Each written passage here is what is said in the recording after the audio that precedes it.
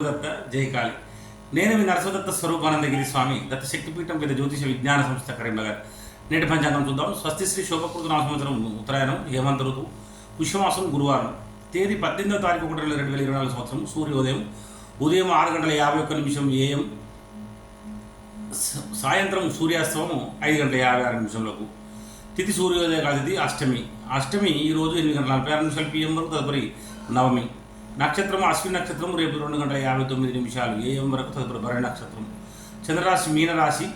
వర్జం ఈరోజు 11:05 PM నుండి రేపు 12:30 AM వరకు. దుర్ముహూర్తం 10:32 AM నుండి 11:17 AM వరకు, మరియు 2:50 PM నుండి 3:43 PM వరకు.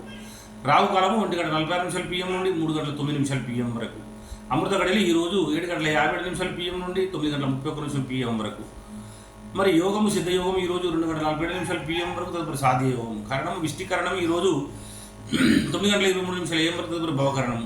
నక్షత్రం పాదాల వారిగా రేవతి నక్షత్రం 4వ పాదం ఈరోజు 3:34 AM వరకు. అశ్విని నక్షత్రం 1వ పాదం ఈరోజు 9:23 AM వరకు. అశ్విని నక్షత్రం 2వ పాదం ఈరోజు 3:13 PM వరకు. అశ్విని నక్షత్రం 3వ పాదం ఈరోజు 9:05 PM వరకు. సూర్యరాశి మకర రాశి. అశుభ సమయములు గుళిక కాలం 9:37 నుండి 11:00 AM వరకు.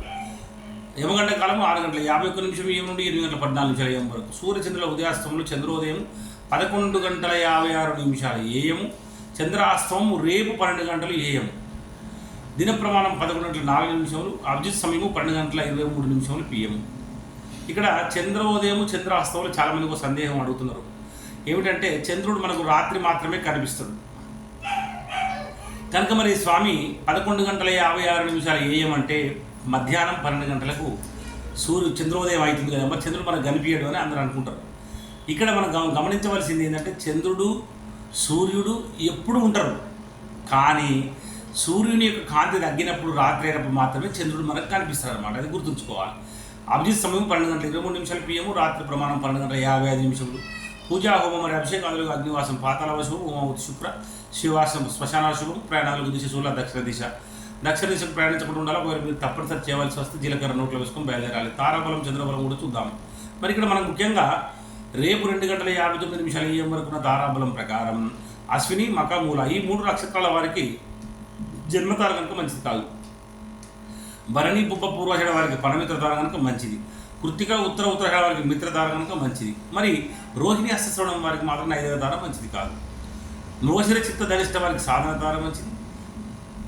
ఆరుద్ర, స్వాతి, శతభిషం వారికి ప్రత్యక్ష తార మంచిది కాదు. పునర్వసు, విశాఖ, పూర్వభద్ర క్షేమతార మంచిది. పుష్యమి, అనురాధ, ఉత్తరభద్ర వారికి విపత్తార మంచిది కాదు. ఆశ్లేష, జ్యేష్ఠ, రేవతి వారికి సంపత్తార మంచిది.